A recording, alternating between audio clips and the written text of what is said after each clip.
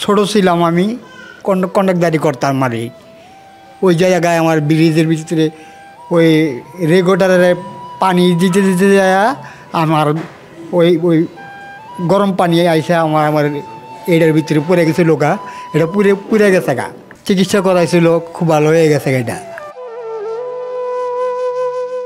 একজন মানুষের জীবন কতটা দুর্বিষহ হতে পারে তার বাস্তব প্রমাণ আমার পাশে যে এক ভাইকে দেখতে পাচ্ছেন, জাকির ভাই।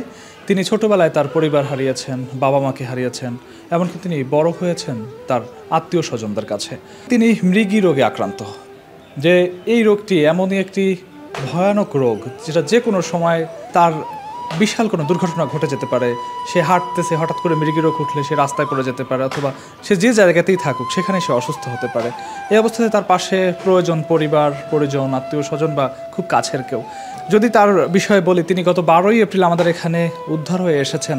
আমরা একটু তার কাছ থেকে জানবো তিনি এখানে এখন কেমন আছেন, কি অবস্থাতে আছেন। কেমন আছেন আপনি? ভালো আছি। আপনি এই যে রাস্তায় পড়েছিলেন, সেখান থেকে কয়েকজন লোক বা শুভাকাঙ্ক্ষী আমাদের এখানে আপনাকে দিয়ে গেছে, একটু বলবেন আপনি রাস্তায় কেন আসছিলেন, আপনি কোথায় ছিলেন? বালুর মাঠ কালসি ব্রিজের নিচে। সেখানে কি করছিলেন? ওই জায়গায় আমাকে শোয়াই রাখছিল। কে শোয়াই রাখছিল?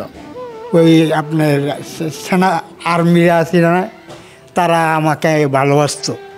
আপনি কোথায় ছিলেন? আপনার বাড়ি কোথায়? দেশের বাড়ি হলো আপনার মতলব চাঁদপুর।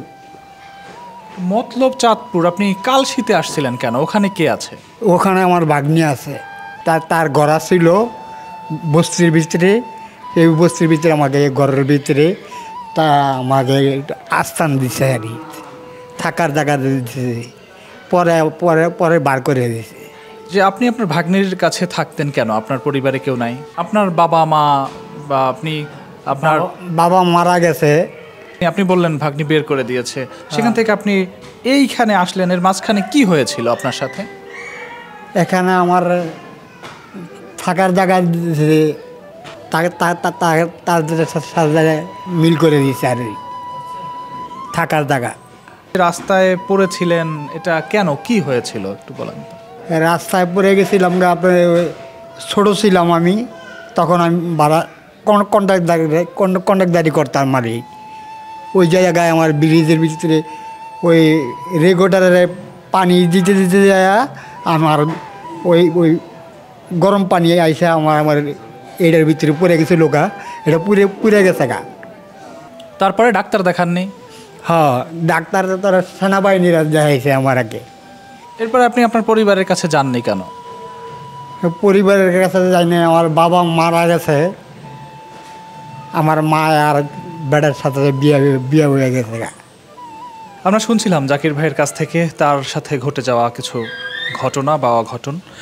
আমরা এখন কথা বলবো আমাদের চাইল্ড অ্যান্ড ওল্ড এজ কেয়ারে জাকির ভাই থেকে শুরু করে অন্যান্য যে সকল বাবা মায়েরা আছে, অসুস্থ যারা রয়েছেন তাদের পরিচর্যা করেন, সেবা করেন, আমাদের এই প্রতিষ্ঠানেরই মেডিকেল অ্যাসিস্ট্যান্ট মাকসুদ ভাই। মাকসুদ ভাইয়ের সাথে একটু আমরা কথা বলে জানার চেষ্টা করব তিনি এখন এখানে কেমন আছে।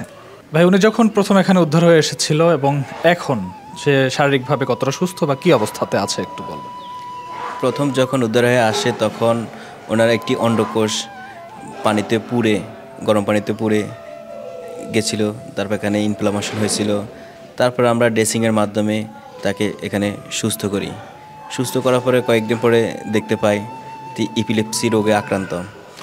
দিনের মধ্যে 4 থেকে 5 বার এই মৃগী রোগ তাকে আক্রান্ত করে এবং কখন খাবারের মাঝে বা খাবার অবস্থায় উনি পড়ে যায়।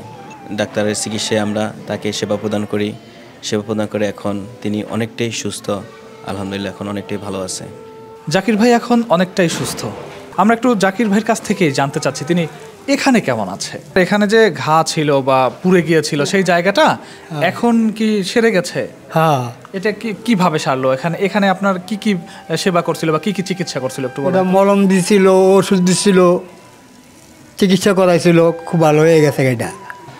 আমরা জাকির ভাইয়ের মুখ থেকে শুনছিলাম তিনি এখন এখানে অনেকটা ভালো আছেন, সুস্থ আছেন এবং তার শারীরিক যে একটা অসুস্থতা ছিল সেই পুরো অংশ সেটা এখন সম্পূর্ণরূপেই শুকিয়ে গিয়েছে। আমরা চাই তিনি যতদিন আমাদের এখানে আছেন, এখানে ভালো থাকবেন, সুস্থ থাকবেন এবং তিনি যদি পরিবারের কাছে ফিরে যান, যদি পরিবারের সন্ধান পাই তাহলে পরিবারে ফিরে যাবেন, কিন্তু বাকি সময়টা আমাদের এখানে ভালো থাকুক, সুস্থ থাকুক এই কামনা করছি।